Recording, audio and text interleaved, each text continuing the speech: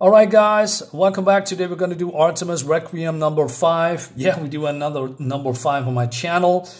So we're going to continue the story. And yeah, so the last couple of issues was a little bit, when it comes to storytelling, a little bit The art looks great. I mean, look at this. I mean, come on. It's no secret that I'm liking 90s art. I think, the art in general in the 90s, in my humble opinion, is more appealing, well, it's better. But it's just more my opinion, right? And opinions, you know, they are just opinions. Those are not facts. But the majority of people, you know, that read 90s comics is liking more 90s art. So when it comes to art in this book, it's good. It's really good. You know, you can critique that, you know, this art can be, let's say, over-sexualized, or that the legs are particularly long. They are long. I'll show you a couple of images. But, you know, but overall the art's pretty nice to look at. And I don't have against stuff like this, because it was pretty normal back in the day. And, yeah. And, you know, to be honest, the majority of people that buy comics is still men and boys, right? So if you are a young boy and see stuff like that, and then woohoo! Yeah, I can imagine that you all want to buy this book. But when it comes to story, it's a little bit because Artemis here, she's joined some kind of organization, and to be honest, I know nothing about the organization. It's not really well explained what they are doing, except that they are fighting evil and you know, demons and monsters, etc. But it's a lot of things that's behind the scenes. It's not really well explained. Anyway, so we see Artemis here, and she having some fun, right? But then, oh no, it was all a dream. And she says, well, this is a Frankie, or Hank. Is it Hank? Yeah, they're calling her Hank. It's some kind of a short for a real name that I forgot. She says, you having a nightmare, RT, like Artemis. Trashing around, screaming. I was afraid you were going to fall out of bed. She says, I didn't say anything in particular, did I? I mean, I didn't mention anyone's name. And she says, no, I have respect for anyone's privacy. I heard nothing. And she says, ooh, sure shot, ooh. Sure shot is one of her team members, right? And so she's been, you know, she's getting a letter. And she was on a TV show. You know, I reviewed that particular issue, and it's called From Becky Fraddon.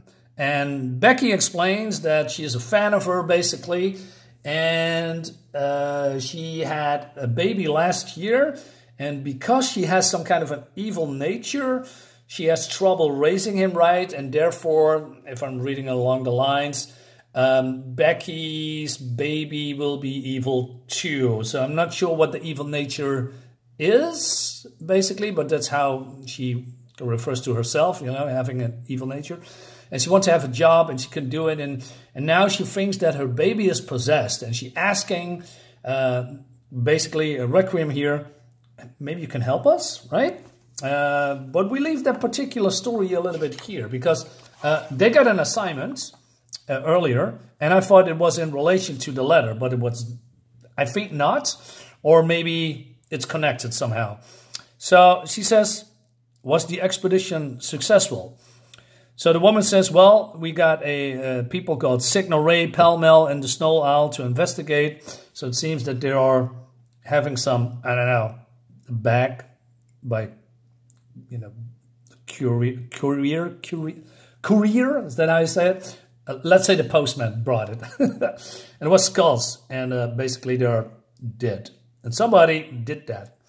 So, meanwhile, we have Hank here.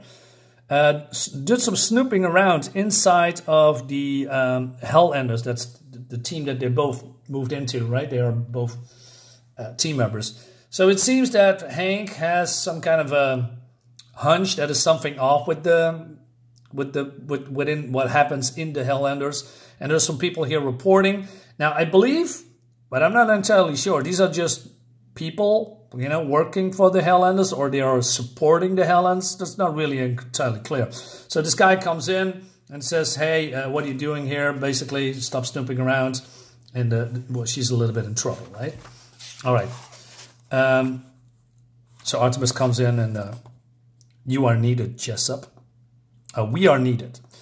So basically, and he says earlier, this is a good, fair little town and will support the handlers 200%. There's no need for you to poke around in our business, right? But he says, well, if there's something wrong, you're in trouble too. And then, well, this is happening. So they are going to their teammates. There's some kind of a plane. They call it the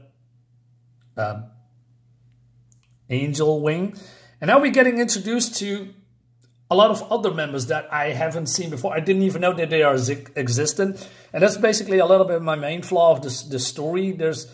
I mean, how big is this team, right? And where do these people come from? So they go on to the mission to you know, searching for the death of their comrades, how that happened. And they have some kind of a hunch where they need to go.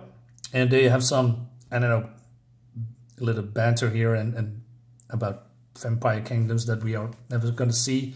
It's just, you know, moving the plot a little bit forward. So yeah, we have some people here, right? So time passes. Thing is, this demonic influence just keep growing, if you ask me. It's a lack of purity. Purity Warhammer. So Warhammer is this guy, right? So Warhammer is someone Artemis knew only by his reputation. So somebody says, we keep losing good men. It's because we don't have focus. We don't know who we are anymore. He was a good fighter. One of the first of the Helllanders, but a fanatic. Sure we do, says this sure shot. We fight evil. Some of us fight evil. Some only sleep with evil.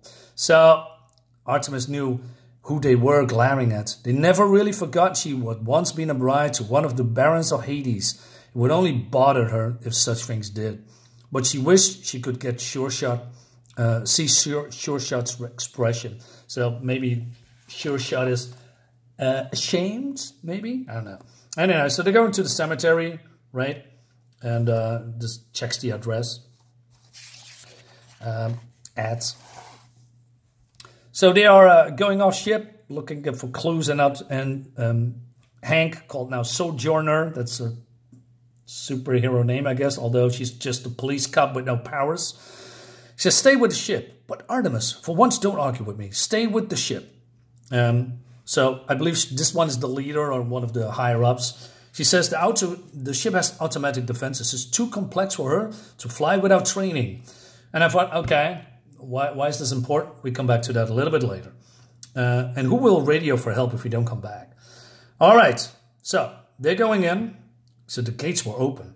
Not many ordinary graves. This is New Orleans. The water table is so high the dead are buried above the ground, either in private vaults or in here. Once the body decays, the bones are pushed back for the next resident. What about Rebecca Fredden and her devil's child? Where is she? But then we go back to, I don't know, the Hellenders headquarters. Well, Nathaniel is being called by someone, and there's a voice. And he says, it's time, the rapture is coming. It is here. The dead are rising from the grave, and the Savior is riding down upon the golden chariot to be proclaimed King of the world. It is time to welcome him, Nathaniel. Open the door. Let in the light. I've read, okay, this is interesting. But then shit hits the fan. The dead are rising from the graves. And so they are getting attacked. A lot of them have superpowers, right? They repel the undead. Some are these robots, not so, well, lucky. And then we have Corrode, who can, I don't know, dissolve flesh. But some of them, you know, are meeting their worst fears today. I don't know what her powers is. She can turn into mist? Yeah, probably. But here, in the ancient graveyard, there's an endless supply of walking dead, and merely living flesh eventually falters and flaws. So yeah, they are fighting for their lives, and they are keep coming and keep coming. So even shock treatment, you know, the blonde that was possessed by a demon, I believe in issue 2, if I remember correctly, is helping her. And yeah, minute after minute, Minute after minute passes in unrelenting battle. Artemis knows they cannot take much more of this. I mean, like I said, the art looks great. And still, the army of the dead grave pours forth. 2 centuries worth of the dead to wage war on the living. And so this woman's passing out, right? But then she's getting help by Hank. That name. Sorry I'm late. Half of dozens of these beauties decided to board me, and I had to convince them to leave. It's not that hard to fly this thing. The pedals accelerate, the joystick steers. And oh yeah, if you pull back on this thing for vertical, and you pull back on this thing for vertical lift. So you don't need training, right? To pilot this ship, whatever it is. So yeah, they escape barely with their lives, and even Shushan has, I don't know, traumatic experiences, right? And he says, "Help me, help me," and so he's done. But then Angel, I mean, this woman who is, you know, sidekick of Nathaniel, I believe. You have to go back to Nathaniel. He's one who has the power. He is the one who talks to angels. Angels? Yes, the fallen angels who wants to return to heaven. They told Nathaniel if he helps them break through, do the proper rituals, they will give him enough power to destroy the underworld completely. Rituals? Yes, sacrifices, incantations. Only he and I knew. We could use demonic spells to weaken demons, beat them at their own game. Yeah, that's not gonna work. Anyway, so Artemis pretty pissed off. Damn, they've been doing some spells of summoning.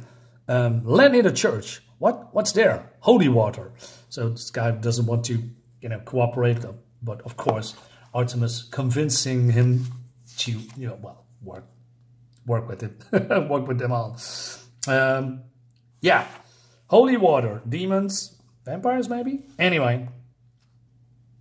So how bad do you think it is, Artemis? Bad enough. Those townspeople you interviewed has been seeing small demonic entities leaking through into this plane. I only hope that's all that's gotten through. Have you figured out the autopilot? Uh-huh. So set it on to circle the town and come back here in an hour. We may want a quick ride. Angels, such idiocy. Idiocy. I could skin Nathaniel alive for this. What's that over there? It looks like... God, no. Don't bother, Artemis. I think somebody beat you to it. All right. So she says, everyone spread out. We need to find anyone still living who is in this town. The first thing a demon would do is make human sacrifices. So Warhammer says, hey, let me get close to them. And then, you know, but then, well, he's a goner. So who did this? That's not Superman. Well, it's the Duke of Hades, and he wants his wife back. He says, "Miss me?" That leads us to the last issue, and we have also this woman and a baby. Could that be her? Could that be the letter Becky Freder, right? And it was all a ruse, right? So yeah. The story is not still up to, it's still not that fantastic. But I must say I have enjoyed this way better because it finally we get to the plot, right? There's only one big downside is we have only one issue to go. And I wish it was a little bit longer to see, I don't know, more stuff going on, more fleshing out the story instead of, you know, we have some filler issues and then... everything needs to put together in this one last issue, right? To get, you know, to complete the story. Maybe it works, maybe it doesn't. I don't know. But this is a step in the right direction, I think. But it's still, I hope it's enough. We'll see. Guys, let me know what you think about it in the comments.